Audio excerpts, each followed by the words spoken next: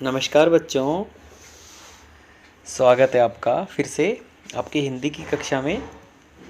आज हम चर्चा करेंगे आपकी कार्यपत्रिका क्रमांक 9 के बारे में। पाठ का नाम है हिमालय की बेटियां। इसका पूर्व भाग हम पिछली कार्यपत्रिका में पढ़ चुके हैं। अब आगे पढ़ते हैं।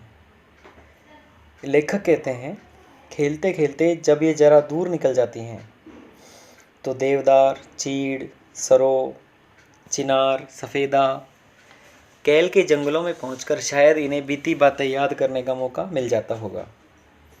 कौन जाने बुढ़ा हिमालय अपनी इन नटखट बेटियों के लिए कितना सिर धुनता होगा। बड़ी बड़ी चोटियों से जाकर पूछिए तो उत्तर में विराट मौन के सिवा उनके पास रखा ही क्या है।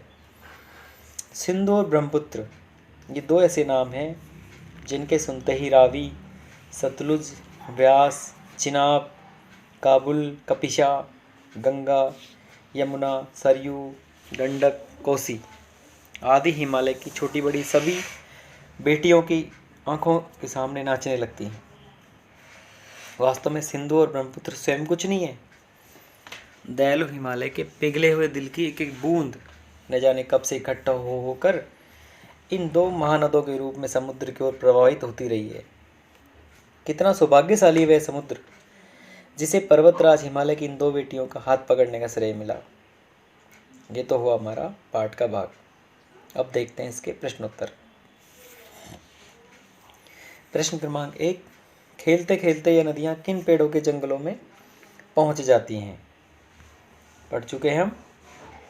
खेलते खेलते जब ये जरा दूर निकल जाती हैं तो देवदार, चीड़, सरो, चिनार, सफ़ेदा, कैल के जंगलों में पहुंच जाती हैं। सिंधु और ब्रह्मपुत्र के अलावा और किन किन नदियों के नाम बताए गए हैं। रावी, सतलुज, व्यास, चिनाब, कापुल, कपिशा, गंगा, यमुना, सरयू, गंडक, कोसी आदि नदियों के नाम बताए गए हैं। प्रश्न क्रमांक 3, सिंधु और ब्रह्मपुत्र की क्या विशेषताएं बताई गई है।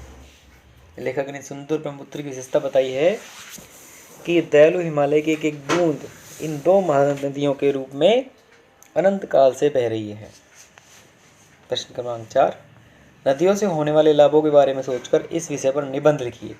बच्चों, यह आपको स्वयं सोचना है और इसके बारे में निबंध लिखना है, नदियों के लाभों के बारे में। बच्चों, ग्रुप चर्चा में आपको कोई समस्या है तो आप नीचे उत्तर जो दिए गए हैं उनकी सहायता ले सकते हैं।